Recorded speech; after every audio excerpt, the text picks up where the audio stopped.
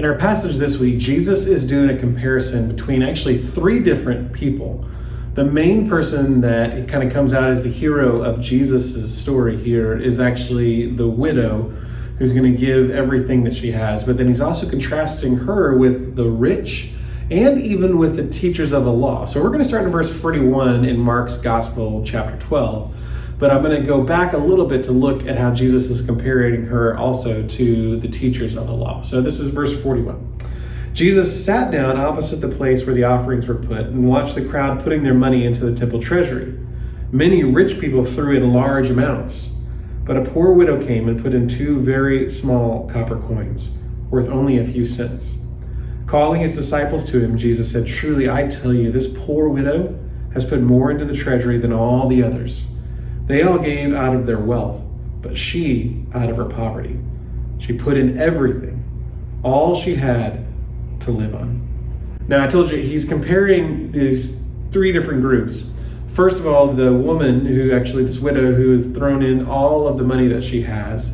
It says that it wasn't worth a lot, but at the same time, Jesus makes this statement at the very end. It was all that she had to live on. So it is a lot for her. It's actually a whole lot for her. It's her livelihood, which we're going to get to in a minute. But he compares that to the rich people who actually give very large amounts. But obviously what Jesus is saying here is that that large amount that they gave really wasn't that significant to them. They probably could have honestly given even more because they already had so much wealth. But then he also is contrasting that with the above passage, the passage that comes right before it, which is talking about the teachers of the law. It says that the teachers of the law liked a few things. Here's what they liked. They liked to walk around in flowing robes. They like to be greeted with respect in the marketplaces. And they have the most important seats in the synagogues and the places of honor at the banquets. And then this is interesting little phrase. They devour widows' houses and for a show make lengthy prayers. So all these things that the teachers of the law love. They love to wear their big robes and they love to be seen by people. And they love to sit in the places of honor and to be well respected by everyone. But then it says, but they also devoured widows' houses. Interesting that they said that Jesus specifically says the widows' houses whenever he's going to make this comparison of the widow who gives everything, right? So these teachers who consider themselves to be religious, consider themselves to be following God, Jesus is actually saying quite the contrary. Like he says in another passage, they're going to get their reward in full. The thing that they cared about, the thing that they wanted most, they're going to get. People are going to give them the respect.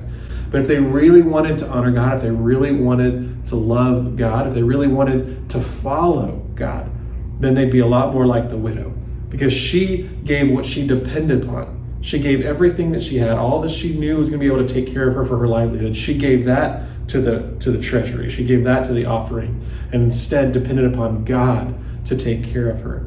So this is really what it looks like for us to say that we're all in, that we are completely following God. Are we giving all of everything that we have to him? And that's what we want to make sure that we make a clear distinction upon this week when we talk with our students. Like, listen, putting these practices into your life, that's fantastic. We need to have those disciplines in our life, whether it's prayer or it's someone that we can talk to about our relationship with Jesus.